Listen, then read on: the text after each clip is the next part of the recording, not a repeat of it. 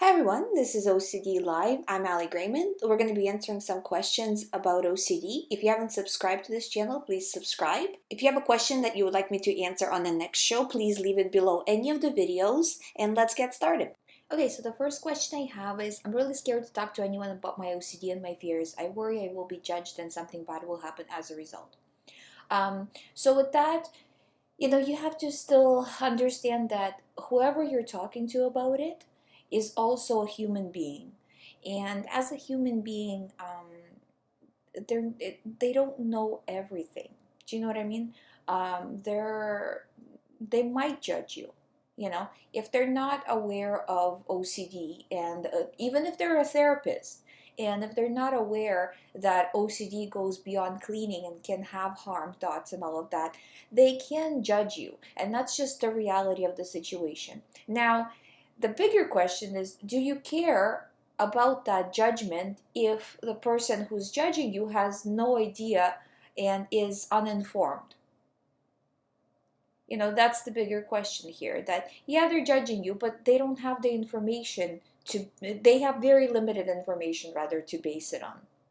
So I would say, in terms of just being judged, in terms of something bad will happen as a result, again, just be very careful about who you tell OCD stuff to, because it's when you tell something to somebody, you can't afterwards take it back. And especially with OCD, where the thoughts are so extreme, right? You have to pay attention to what you're saying and to whom, because you'll get over OCD as long as you're doing the work. You will get over OCD, but that person will remember what you said, so just kind of be mindful of that fact. And some, like, usually if they're a good therapist, I'm assuming you want to talk to a therapist, right? If they're a good therapist, they will understand. But if they are kind of never dealt with OCD, they might be shocked by the thoughts as well. Now, in terms of telling family members or friends about it, I've already discussed this in many, many shows. It's not a good idea, in my opinion, because whenever I talk to clients and the family knows in all the details, it becomes very difficult, and it becomes almost like a crutch where you're always going to that person who you've told now, you know? So for all those reasons, I would say just be very discerning about who you tell, what you say, and for what reason. If you're doing it for reassurance, don't do it. If you're doing it to say, this is so bad, I need help, but not so much that you need help, but more that you feel bad, again, it's we all need that support, but maybe not saying it in detail. That don't say the nature of your thoughts, just say I'm having a hard time, if it's family members and things, and like people, right? Because there's no point in explaining to them the details of the specific thought you are having right now. They can't help you. The only person that can help you is you. That's the bottom line of all of this. The therapist can support you, but you are the only one who has to do the work. So I don't know. I'm. This is just based on my personal experience, as well as the experience of my clients. That the more you say about OCD, later when you recover, the more kind of bad you feel that you said anything. I wish I didn't say anything to anybody I know about OCD after I recovered. And the reason being is that for me personally, and again, as well for people I talk to, it really affects relationships in a negative way. And you start to look at it as a way to kind of grab onto somebody who can help you, but they're not really helping you. At best, they're reassuring you. At worst, they're sick of you asking them, and usually it's a mixture of both. So next question is, what about real event OCD? I've been reading about it and I feel that's what I have. Yeah, real event OCD is probably one of the most common types of OCD, where what if something, something, something, So it's just refusing the reaction. No matter what kind of OCD you have. Having real event OCD is not different from having, I don't know, religious OCD or cleaning OCD or any other kind of OCD. It's all about the reaction to the fear. You show your mind you're afraid, your mind is going to send you more thoughts. You show your mind you're no longer afraid, your mind is going to send you less thoughts. It's as simple as that. But the implementation is hard, and that's where, I feel with the doctors, right, that, like, that's why my recovery program has such good results compared to the doctors who don't usually have good results, is because in that simplicity of recovery you need a lot of support, so, but you need a support of, again, going back to the first question, you need the support of a specialist, of somebody who knows what they're talking about. Or if you don't have that, you know what, better go it on your own, because halfway support where you're asking people who are not knowledgeable about it will just lead to reassurance, and you can do this I've done it on my own, so if I can do it, you can do it.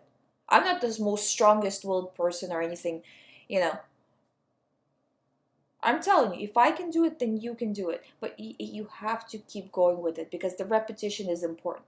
I often hear people say, well, I've done it, I've done the right thing 2, 3 times, I'm not feeling that much better. The reason why you're not feeling that much better is because you need a lot of repetitions, because you've done the wrong thing, meaning the reassurance, hundreds and hundreds of times, right? Going over it in your mind and trying to figure it out. Every time you're doing it, you're sending a message of fear. And now, so you've sent hundreds of messages of fear and about this topic, and now you've sent 2, 3 messages of non-fear. I wonder why you're not feeling better, right? So it's a process. And through the process, you will recover, but you just need to stay the course. As long as you're in the process of that race from point A to point B, you will recover. You will reach that point B. But if you want to reach it faster, you need to be more clear in how you're sending that message to your mind. That the speed really depends on the clarity, where every time you are saying the right thing. This is OCD. I'm not reacting. This is my same topic. I'm coming from a position of power. I will no longer fear this. I'm done with this, and pushing through. Because if you're going, okay, I'm going to pay attention, I'm going to get reassurance right now, I'm going to do the compulsion. Then next time, okay, no, I'm not going to do it. Then next time, okay, I'm going to do it.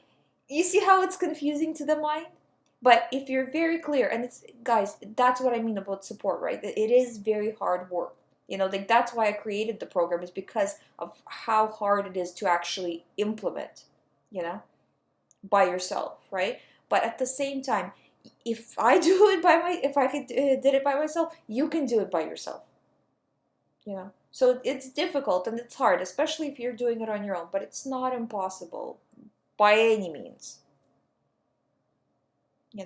And not digging into the details, because the more you dig and try to figure it out and try to solve the situation, the worse you will feel. Because the mind is kind of throwing more and more fear to you, and you start to not see it logically anymore. If you ask, not that you should, because that's reassurance, but I'm just saying, if you ask somebody, they'll logically tell you, no, that's ridiculous, But the way you're looking at it through the lens of a lot of fear, a lot of emotion, a lot of guilt, a lot of this and that, right? You're not seeing the logic anymore.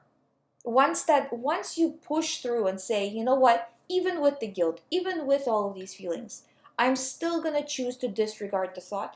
Once you do this and come from a position of power, you will see that all of these emotions start to go away and the logic starts to come into focus again. The logic was always there, it didn't go anywhere, but it's just covered by all the guilt and all the feelings. So once it goes away, you start to see logically, oh yeah, that's right. I see that like everybody else. Like, I can tell you from my personal experience that once I recovered, I could see logically what everybody else was seeing logically. Because in my day, I've done a lot of reassurance because I didn't know what I was doing. So you have to do the work, and you could see, again, from my personal experience, I was doing years of reassurance. And after a while, you can see, okay, well, it's not working because I'm not recovering. I'm going from thought to thought. So try something different. Try to refuse. Even though it feels scary, even though it feels real, even though you have these feelings, just refuse. If it has to do with your topic, it's OCD, not paying attention to it, not dealing with this. Okay, let's go on to the next question. Hi Ali, what about pure on pregnancy? Could pregnancy make OCD worse? Yes, pregnancy can make OCD worse. I have a lot of clients who either are pregnant or just had babies. And it's just because there's a big emotional upheaval. Hormones are all over the place. You have more responsibility in your life. All those things feed into OCD.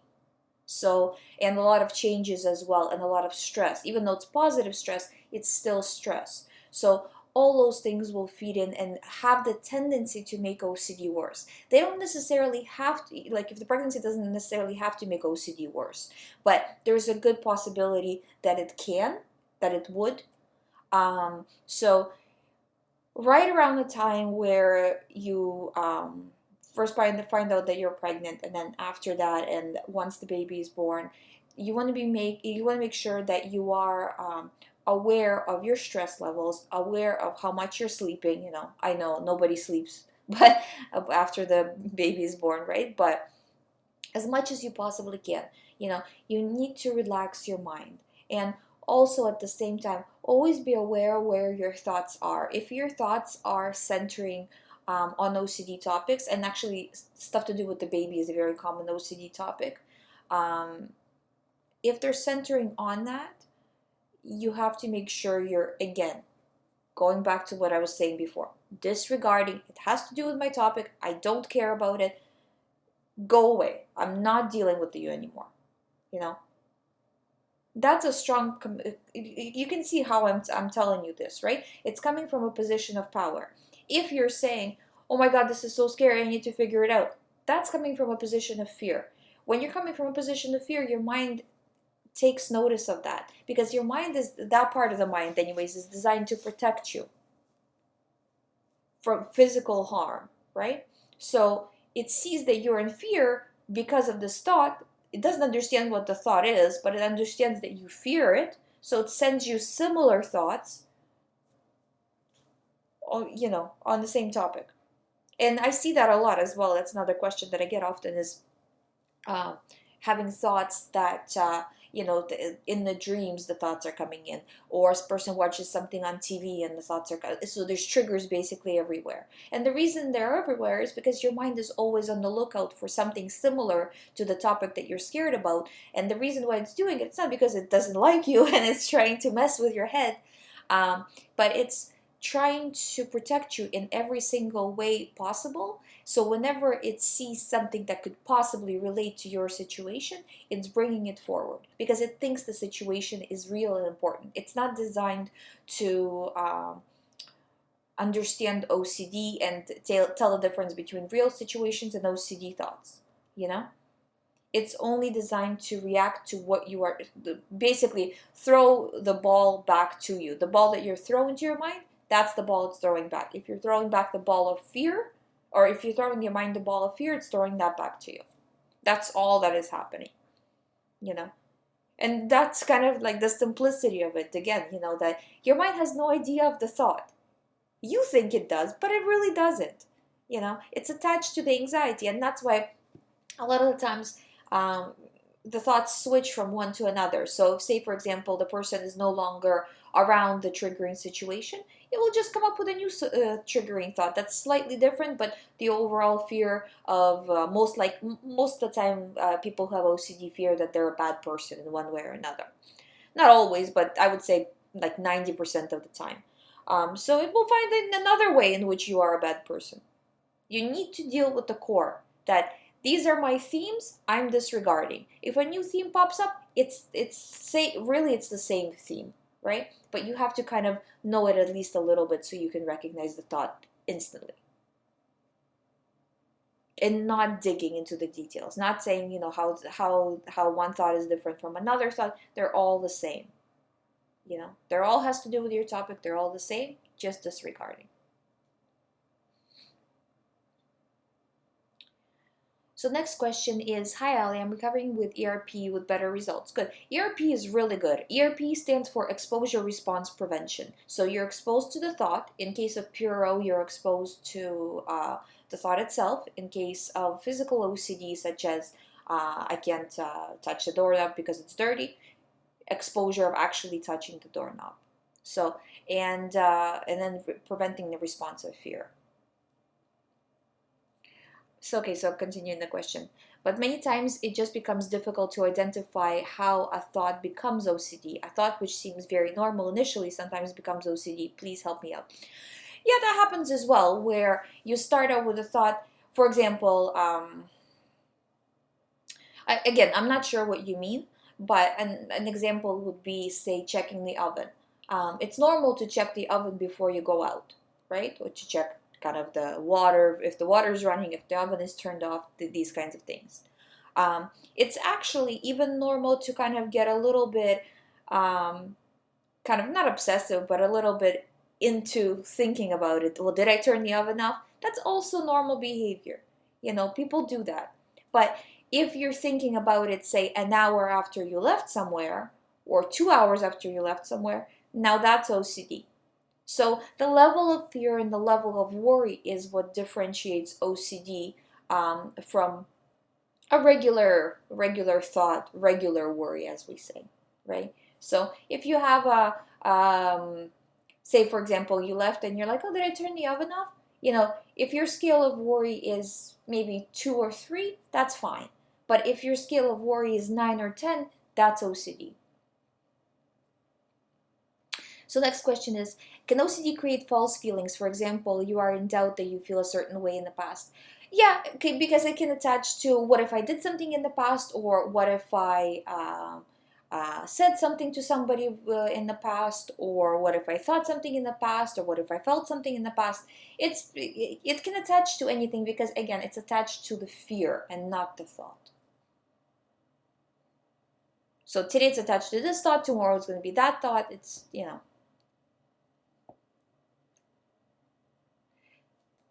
So the next comment is about OCD and self-esteem. How people who have OCD are often suffer from low self-esteem.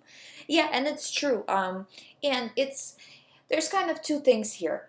The first thing is people who have OCD, or who are predisposed to get OCD, are very sensitive, very nice people. They're not kind of people who don't care, who are easygoing, and all of this. Most of them, right? Of course, there's exceptions to every rule, but generally speaking, that's how people who have OCD are. And that kind of already sets you up for having low self-esteem. If somebody says something mean to you, right? A person with who is very nice and sensitive will react. You know, so if somebody says something negative about you, they'll react, rather than somebody who doesn't care. You know, they won't care about that either. So, and again, after you recover from OCD, just like you're training your mind not to pay attention to these thoughts because they're OCD, you can also you can also train your mind to not pay attention to the thoughts that are low self-esteem driven thoughts. See, the big thing here is that you're learning how to control your mind and how to control your thoughts. This is a skill that not many people have because they didn't need to develop that skill. So after you recover, you can use it in other areas of your life. This way of thinking no longer is productive to me. I'm not going to think this way. How do I not think this way? Meaning, how do I get my mind to stop sending me these thoughts? I'm not going to react to them. So thoughts of low self-esteem, thoughts of being a bad person when it comes to OCD, thoughts of I'm not good enough. You can work on all those areas. And actually, you don't need to wait until you recover from OCD to work on these other areas, because if you're showing your mind that you are in control, that you are in power in all of the areas of your life, then your mind says, okay, that means you're not in danger, because a person who is in danger is not going to act like that. They're going to act submissive, not assertive, not strong. They're going to act like they're in pain. And I know you are in pain. And this is the other thing too. a lot of the times when the person tries to do exposures, not even a lot of the times, pretty much all the time, um, when they're feeling bad, but they have to kind of mimic normal life, right? So going out, not isolating themselves. They feel like they're faking it, going on family get-togethers. They're trying to fake happiness when inside they feel broken and, just really, really bad, right? And it's important for you to push through and keep doing that.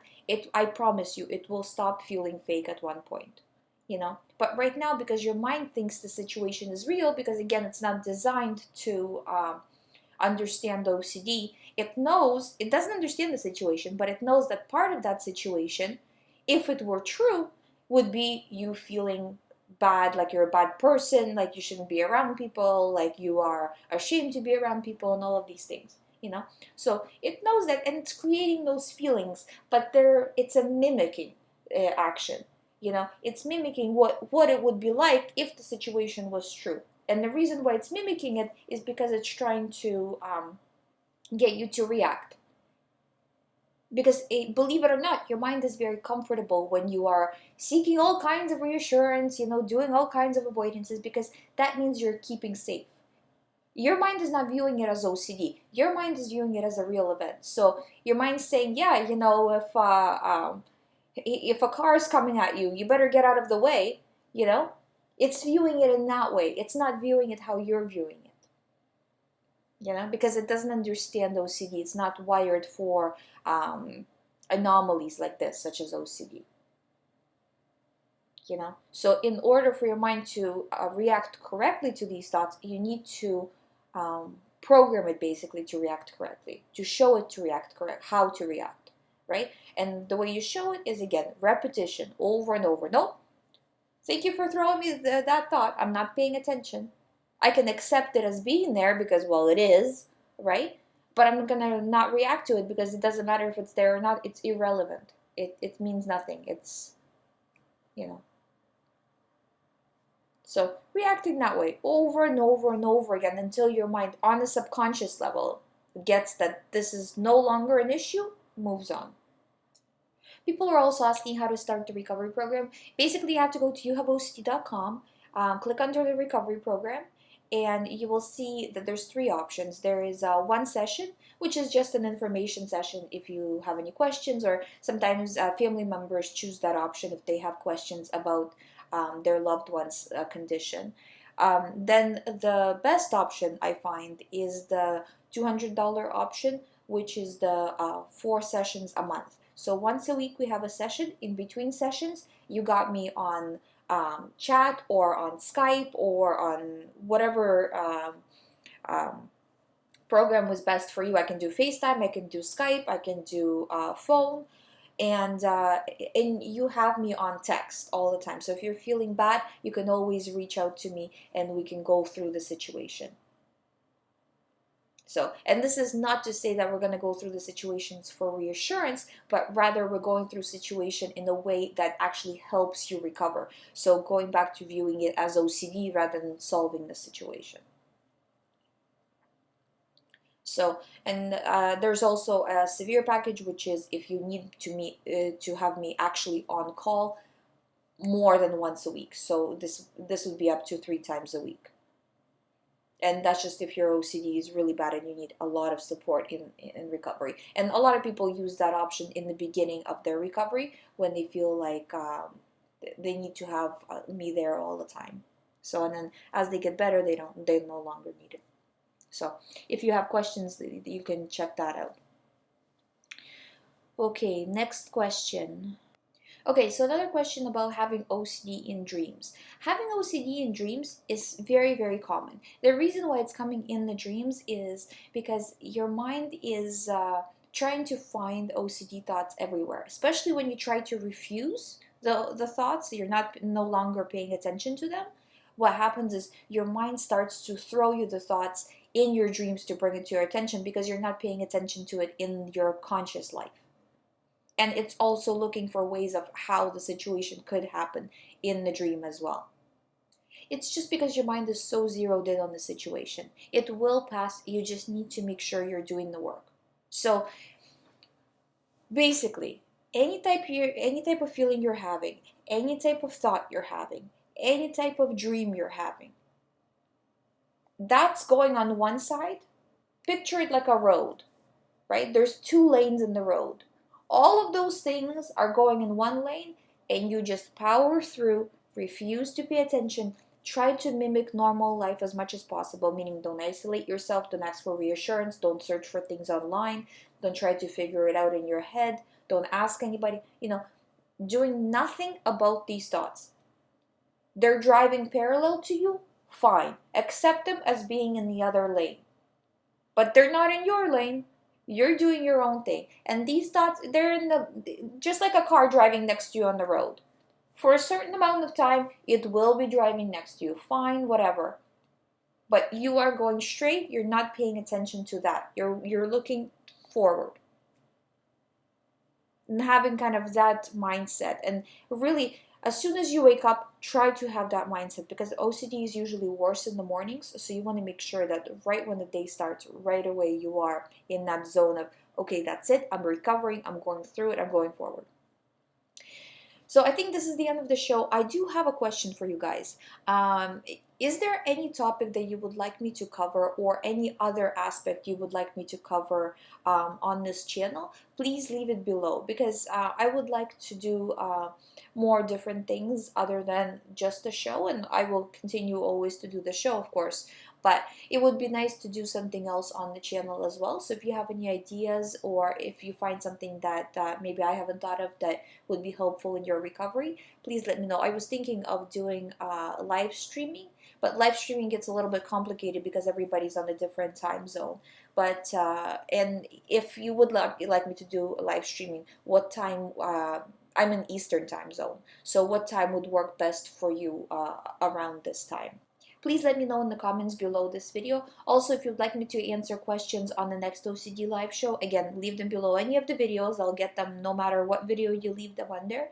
And if you want more information, of course, you can visit youhaveocd.com. As you know, there's the recovery program there. There's ebooks, there's articles, there's lots of information there and here on this channel to help you recover. So please check that out.